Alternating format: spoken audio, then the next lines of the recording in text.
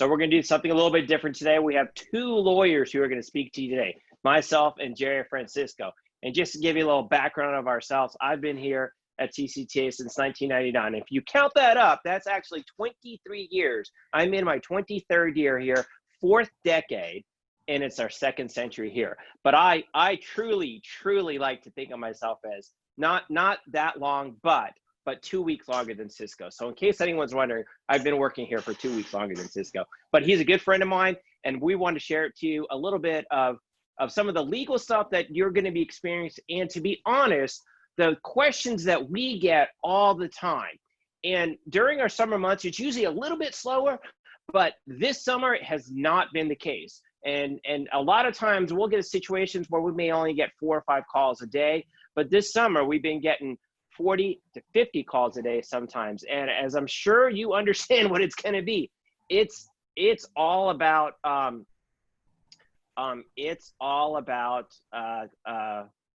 returning to work in a COVID world. It's very difficult because the answers that we're getting from the state, and I'm sure Jerry can attest to that, the answers we're getting from the state, from the governor's office, from TEA, from the districts, they are constantly changing. So the answers that we're going to give to people and that we think are going to be in place one day may change from one day to the next. So unfortunately, it's an evolving situation that we have, and because of that, we have to get in a situation where we have to be fluid. And there are 3 critical laws that always come into play when we're dealing with returning to work. And what they are here on your screen is the ADA, the FMLA, and the FFCRA. Now, if you've been teaching or you've been working or you've just been around for a while, you're going to be aware of 2 of these laws. Most people here are going to know about the ADA and the FMLA. And we're going to talk about those a little bit here in the future later on in our talk here. But the big thing that I really want to talk to everyone about here is the FFCRA, because the FFCRA is the new new player on the block here. And it's the Families First Coronavirus Response Act. And what was critical about this is this law came into place in March of this year. And if you can flash back there a few months, everyone was really concerned about the virus and the unknowns. Everyone's still concerned about the virus, and there seems to be even more unknowns. But what was interesting about this law is it came together in a bipartisan manner. If you think about the world where we live today, and everything is politicized, and the Congress came together in a bipartisan manner to pass the FFCRA, and they did it very quickly. And as you would expect when something gets passed that quickly, there's a lot of good about this and there's a lot of bad about this. So there's definitely some concerns that we have. But what is really important about this is that line that you see on your screen there. It provides paid leave for school district employees.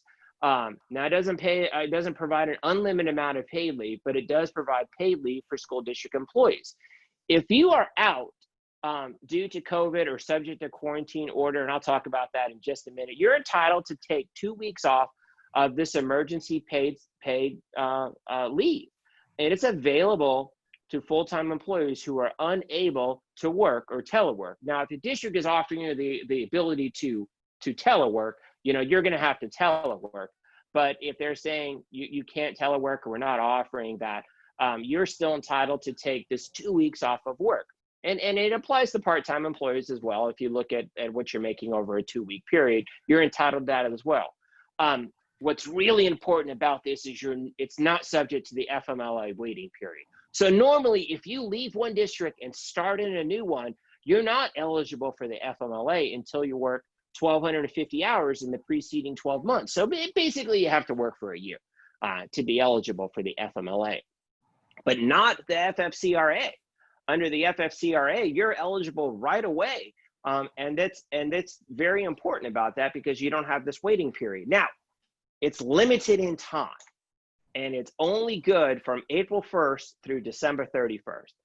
Now, Congress certainly has the ability to reauthorize this act. They can add some additional extensions upon it. We don't know what they're going to do, but right now, under the FFCRA, it's only limited in time from April 1st until December 31st. And so I want to talk a little bit about what it does. It provides full pay. for that 2 weeks that you're off. If you're unable to work because you're quarantined, so think about that. You don't actually have to be sick. If you're subject to some type of a federal, state, or local quarantine order, or your healthcare provider, you see the doctor for something and he's like, you should stay at home for a couple of weeks because we're not sure. You can notify the district, and if they don't offer you the ability to telework, or you're unable to work, you're paid, and your leave time is not deducted. Your state leave stays the same, your local leave stays the same. You're entitled to take off that 2 weeks.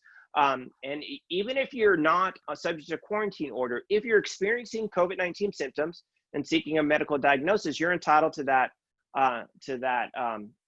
full pay. Now, the second part of this is that you could be entitled to a reduced rate of pay if you're unable to work because you're caring for an individual subject to quarantine. So, if you're caring for your child under 18, whose school is closed, or you're having to take care of them for health-related reasons, you're entitled to get 2/3 pay. Now, it's not 100% of your pay, but again, this doesn't come off your leave time. So that's a pretty good benefit that you get. This wasn't available in a lot of the other, in any of the other federal laws that have been passed. I mean, as good as the FMLA is, and it wasn't around before Bill Clinton in the 90s, as good as the FMLA was, it doesn't provide paid leave. It provides job security, but not paid leave. So the FFCRA actually provides paid leave, and it can work in conjunction with the FMLA, as I'll talk about here in a little bit, because you're going to be able to take that first 2 weeks that you're off 100% of your pay, which is really important. Now, this is the other question that comes up a lot: is what if you have a child whose their school's closed? Now maybe your school's open, but the child's school is closed, or the daycare is closed for some COVID-19 related reasons. And that's happening a lot, and we get a lot of these calls. So the FFCRA is going to protect you and give you some benefits here as well. Now you're going to get that 2/3 payoff for the first 2 weeks of work. But if you have to take off for a longer period of time due to the child's school or daycare being closed, you're also able to take off that period of time, have job security for that total of 12 weeks and a reduced rate. So you get 2/3 of your pay. And again, I know that's not 100%, but these are baby steps we have to take here. And on a federal level, this is one of the first laws that came out that actually provides paid leave. And it's huge. It was an unprecedented thing, unprecedented virus, obviously, and it's tragic in its scope. We're not minimizing that, but this is a good benefit, I think, to people who are in a situation where their child's school or daycare is being closed. They don't have to choose between keeping their job or keeping their child safe or caring for their child. So that's why it's really important. Again, it's not subject to the FMLA eligibility period, but to get the full 12 weeks, you do have to have been working for the district for 30 days. So you don't have the full 1,250 hours, but you do have to have worked there for about 30 days. Now, again, this is not subject to any type of a deduction in your leave balance. So whatever your leave balance is when you start off at the beginning of the school year, or beginning when you start taking FFCRA leave or expanded medical leave, or you're still entitled to the same balance of your leave. Now, a lot of people after this are going back to work. So the question is, well, what if I don't want to go to back or I don't feel safe? So there's some issues that we want to talk to you about that. I may have Jerry speak a little bit about that in a moment, but the two little points I want to highlight here with the language of the FFCRA is all employees are covered. All employees of covered employers, which school districts are, they're eligible for 2 weeks of paid sick leave if you're sick. But you can get the additional 10 weeks of leave if you have a child whose school is closed or the daycare is closed. And again, this is one of those important laws that have come out that I think it's going to help people, teachers who are subject to this. Again, it's not perfect because a lot of the time people may be off if they're having COVID-19 symptoms, maybe beyond the 2 weeks. So again, that's not a perfect situation, but it's a good start. It's a good start, and it's one of those factors that people need to consider if they're when they're notifying the district about any type of any medical conditions they may be having. But if you're coming back to work And you may be asking yourself, can I resign? Jerry? Thank you, Michael. And I think you've done a very good job of outlining a lot of new information.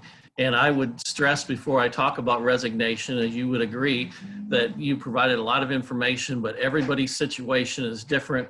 So we hope that you'll take, if you have a COVID-related concern, whether it's leave, whether it's resignation or an accommodation in the workplace, that you'll take the opportunity to call the TCTA legal department so we can talk very specifically about your individual situation and how these laws apply. Also, I would like to mention that all this is new, or a lot of it is new. And what I'm talking about actually in a minute here is not that new.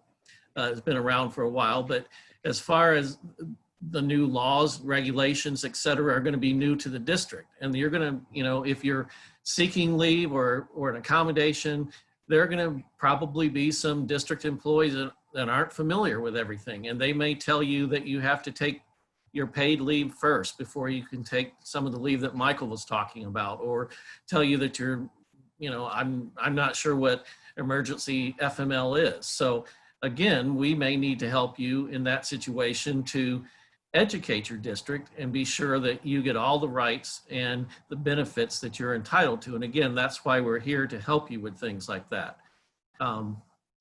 So can I still resign? What we're talking about here today are a number of options that you will have in this COVID world that you're entering the first full school district in which there is a concern about COVID, a real concern, and none of us are sure what's going to happen 2 weeks from now or a month from now.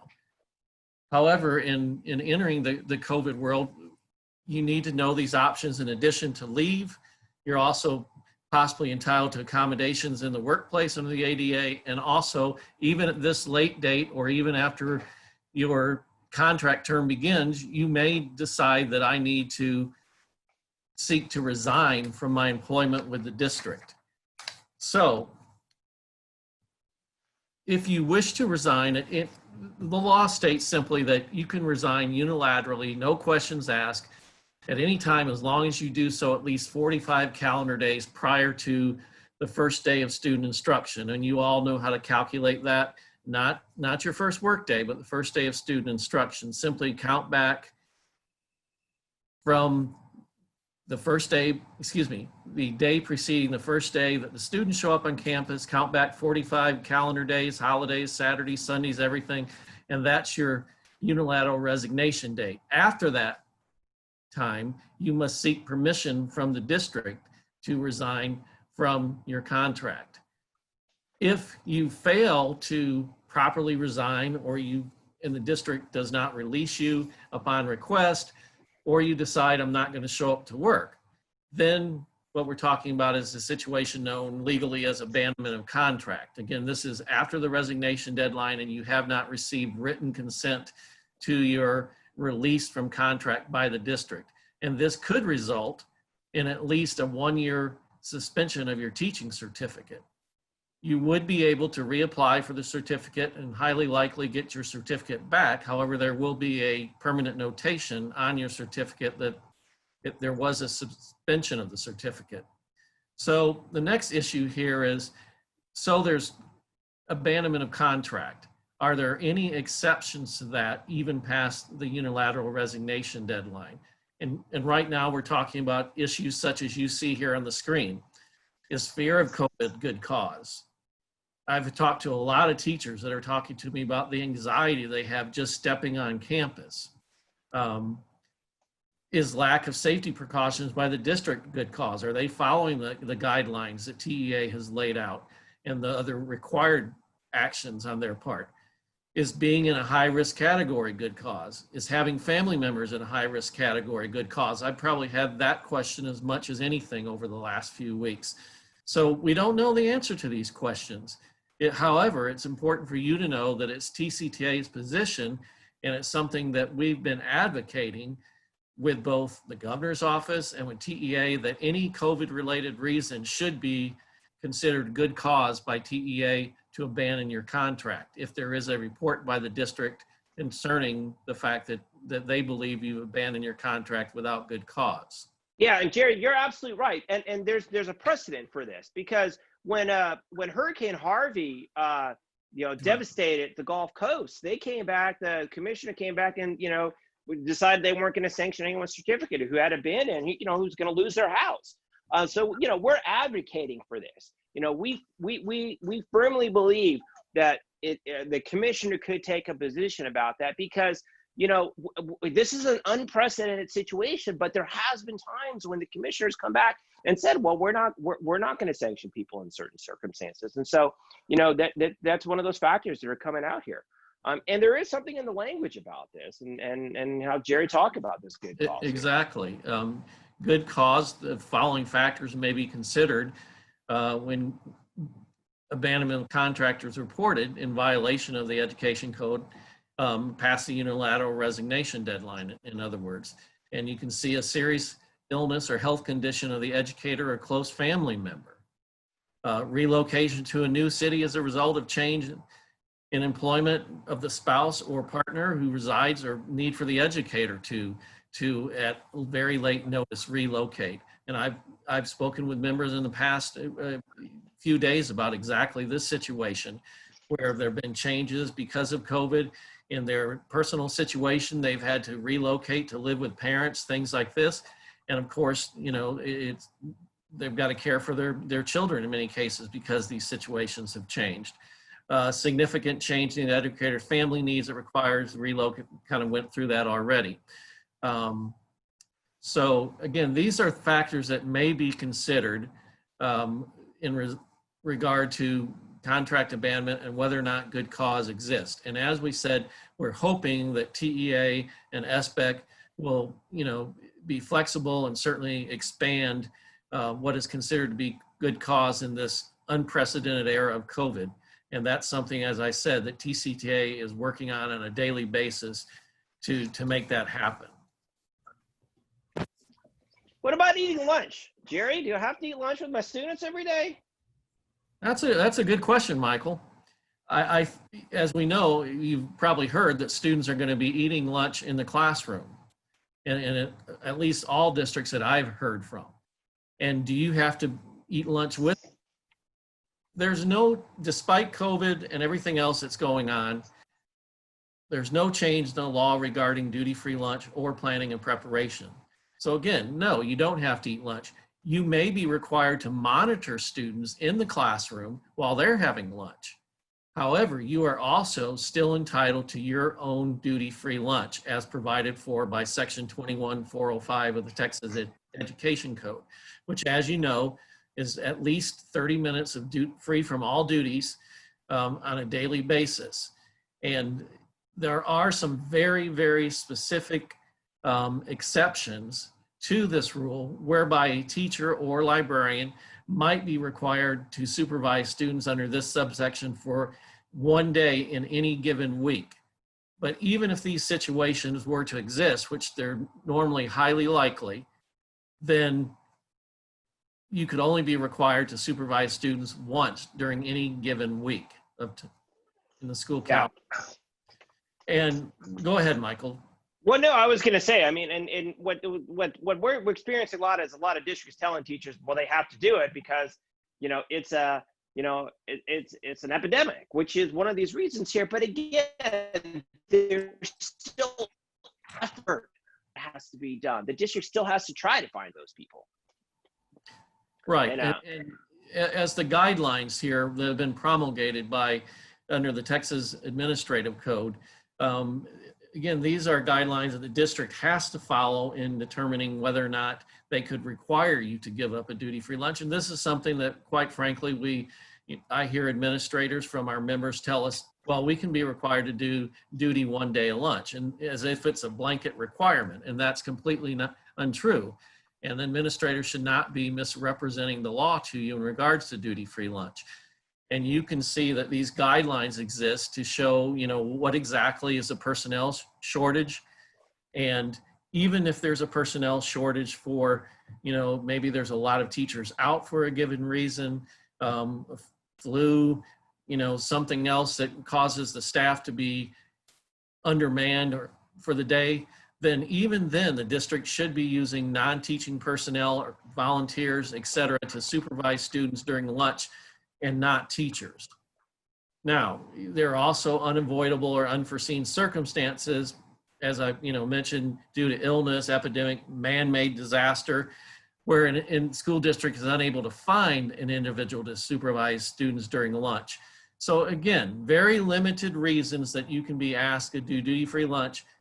Give up your duty-free lunch, even one day a week. And that is true despite COVID, unless one of these specific circumstances occur and the district has exhausted all other available resources other than teachers or librarians to supervise students during their duty-free lunch. Well, so the next thing I want to talk about briefly is what about an accommodation under the ADA? So as most people are aware, American with Disabilities Act, that's what the ADA is. And that law requires employers to accommodate people with disabilities, qualifying disabilities. So the requirement is that there has to be a qualifying disability that affects a major life function. And if that happens and you notify your employer, there is an interactive process that has to occur between the district and the employee about what accommodations are necessary. And then we've got a little flow chart here that I kind of want you to think about. So kind of the first step in this ADA is, there has to be a record of disability. I mean, you either have to, you provide some documentation about that. And that's probably the most critical thing, is having some medical documentation that you can provide to the employer so you can show I have a record of a disability. Or if there's a situation when the employer is treating you as disabled, you could have a regarded as claim. But that's just the first prong of this. And then there has to be some type of evidence of the impairment. But it's not enough to just say, okay, I have a disability, here's my medical record. It has to link up to a major life activity. Now, there's a lot of major life activities: walking, standing, breathing, working. So there's a lot of ones that have been determined to be major life activities. And again, it's the ones that you would expect. But if you can show your disability, your qualifying disability has substantially limited you in that major life activity, and then there has to be an interactive process between the employee and the employer to show what type of accommodations are necessary. So a lot of the accommodations we're getting is, I want to work remotely. And, an employer should not just have a blanket policy saying no one can work remotely. So that's going to be a hard policy to enforce. Because, it's the one exception if an employer can show is an undue hardship. But the reality of it is every district in the state of Texas went remote for 2.5 months here. So it's kind of hard to show from a district standpoint that they have an undue hardship. But we're still going to have medical documentation. That's the first thing that you can try and do. And have your doctor complete a form to show that, hey, you have a qualifying disability. It limits you in some major life activity, and you're asking for a reasonable accommodation. And the important process is there has to be an interactive process between the employee and the employer to try and determine what accommodations are necessary. And it really shouldn't be a situation where they say, we're not going to grant everything. That's not what the ADA is intended to do. It's intended to protect people who have qualifying disabilities. And so the important thing about this to remember is you have to ask for an accommodation. And to strengthen your ask, you should try and have some medical documentation. And some of the major life, I'm sorry, go ahead. It's important to note, Michael, that you don't have to actually use the word accommodations or reasonable accommodations. Those words help, and that's something we can help our members with. In fact, we use a template letter that we provide for our members to present to their physician, that the doctor can track the proper language, and then have them follow up with us once they have the letter, and then we can do our part in forwarding the letter to the district with a cover letter from us asking for those specific accommodations on behalf of the member, and reminding the district, as you said, some districts, maybe an accommodation, they'll say, yeah, we can do that. That's not a problem. But other cases, we know that districts will maybe the principal, for whatever reason, feels as though it's not necessary. They just don't want to do what the accommodation requires per the employee's request. Or sometimes they'll simply say, well, I don't want to do that because a lot of other employees will be asking for the same thing. And again, that's not a good reason to deny an accommodation request. That's not the proper analysis. And you've already addressed that with the undue burden or hardship on the employer. However, that's why I think it's best, and something I advise members to do, is simply to work through the HR office, because those people in most cases should be the experts and understand what is required under the ADA. And they should also understand that it's a violation of the ADA if they fail to enter into the interactive process. And that should be done in a timely manner, of course. Yeah, absolutely. And that's one of the concerns we're having here is the district is trying to say like, oh, well, you have to tell us today if you have an accommodations. The thing about the ADA is there's not a timeline. Like, you don't have to tell someone within 1 week of when you have a disability or you never get an accommodation. That's not how it works. I mean, if you have a disability, when you notify your employer, they have to schedule an interactive conference with you. So it's important to notify the employer. They really should come back and say, how can I help you? And I think that's really the mindset that should come out from this entire process. But again, it's a little bit uncertain world, a little bit fluid here. So, I'm not sure how all the districts are gonna respond to this. And just real quick, some of these major life activities I want to talk about. I mean, walking, speaking, breathing, hearing, seeing, thinking, working. It's what you would think of. So, I mean, having a major life activity affected by the disability is not too difficult. And I think it's very important, just to add real quickly, that you be sure to get the response to your request in writing, either that, okay, we're going to need to enter into the interactive process. And sometimes if you've got one of us involved helping with your request, then we'll get that letter from the attorney for the district so that we can be present with you during the interactive conference. But even if the accommodation is granted outright, be sure that you get that in writing. And sometimes, and again, from HR, so that your principal, if he or she is not already aware, they know that they need to make sure that the accommodation happens. Yeah, absolutely. And the one question we get a lot, and then a couple other things I want to talk about here is, do you have to wear a mask? I mean, the short answer to this, yeah, you should wear a mask. It's important, unless you have a verifiable medical reason and stuff. You should go ahead and wear a mask. It's important to do. But that's a little bit about our kind of an overview of some of these questions that we're getting recently. What you need to remember too when you're out there recruiting us is that TCTA, is kind of evidenced by our presentation today, we have some phenomenal lawyers here.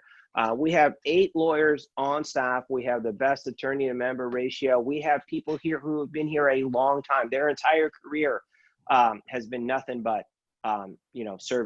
serving TCTA members, serving in this, in this educational field. So people are out here doing whatever we can to help and all our members. And that's who helps you. So we want you to, when you're out there recruiting people, that's one of the points that you want to mention to them. Right. We always say, and it's very true, that speaking to an attorney directly is just 800 number away. That's right. And we actually have, an $8 million liability insurance policy as well, which is, it's a great policy. That's a great benefit. And that's one of those membership benefits that you need to be aware of as well. And it's important that you join as soon as possible so you don't run into a legal issue that will be pre-existing. In other words, before you became a TCTA member. And in that case, we're not going to be able to help you. It's very important that you join as soon as possible. I don't know how many times over the 20-some years that I've been at TCTA that I've talked to people that have said, I haven't needed to call legal for 10 years, but I'm really glad I joined because now I have a problem. And again, you have to be a member for us to provide legal services. So join, and encourage everyone to join as soon as possible and not have any lapses in their coverage. Yeah, absolutely. And and we have a couple of questions here that I want to ask that kind of came up here in our Q&A. And there were kind of two questions, and one of them was, can Michael share more about the FFCRA and how they can help those who have to go back on campus and children who may have to go with the parents and teacher because their school is not open. See, it's that second part that's absolutely critical. If a child's school is not open, then that parent does not have to go back to campus. They are entitled to that 2/3 of pay if their school's closed for 12 weeks, they're entitled to get that 2/3 pay for that, for that duration of time that they're off. And I think that's very, very critical when you're hearing from these sisters saying, "Oh, just bring your kids and stuff if your school is closed." That sounds great. And if you choose to do that, that's fine. But I don't want people to think, okay, we have to do that. And that's not something that you have to do. If your child's school's closed, then you're entitled to that benefit. And Michael, you might want to mention, are there any applicable caps that the members need to know about in regards to that type of leave as far as amount? And that kind of goes to the second question here too that we got here, that if you're exposed twice, because of two separate exposures, and Jerry and I were just talking about this call we got today. This is a shortfall in the FFCRA. If you're exposed and you're quarantined for 2 weeks or 3 weeks, let's just say you take 3 weeks, the FFCRA will get you paid 100% for your first 2 weeks, but that third week, there's no requirement to get paid leave. Now you can use your accrued leave at that point, and you still have job security under the FMLA. But unfortunately, that's one of those shortfalls in the FFCRA, is it does not have would someone argue, a long enough period of time. But again, this all came about in March. March 18th is when it passed, went into effect April 1st, and unless it's reauthorized or something changes, it expires December 31st. But yeah, that's a pretty big limitation on what the FFCRA can provide. And I would mention, Michael, that the law specifically provides that accessing these new types of leave should not have any negative effect on your other rights to leave under state law, local policy, etc. And most districts provide teachers with some local leave, sick leave, in addition to the state leave that they receive, state personal leave. But always be aware that sometimes your policies will provide some leave above and beyond what's required by law and local policy for everyone, in something such as catastrophic leave, extended leave, something like that. And even if you access this other leave that you've been talking about, you need to be aware that you can still use your accumulated leave, and be sure to always check your district policies to be sure there may not be some leave benefits that you're not aware of. And that would include things like sick leave bank, sick leave pool, things like that. Yeah, absolutely. Absolutely, Jerry. And so I guess we have time here for one more question, which is kind of a follow-up that, if someone, like the scenario we're talking about, their child is working from home, and could that teacher ask for an accommodation, being able to teach from home? So this is where you're going to get an interaction with the ADA. So the ADA provides protection for individuals with qualifying disabilities. However, one of the limitations upon the ADA is it doesn't protect, someone with a disability who may have a family member. So it's not going to have that extension to the other things. So as far as the accommodation, you can ask your employer in the situation where you're taking off time to have the 2/3 pay and working remotely because of your daycare. You can ask for the accommodation, and they may grant the authority to telework, but you can't force it to occur. You can't force the interactive process at that point, because it isn't it's not your qualifying disability at that point. So I know our time is up, and I wanted to thank everyone for taking time in your evening to listen to us. And if you have any questions, please call us back, ask for myself, ask for Jerry, and we'll be happy to talk to you.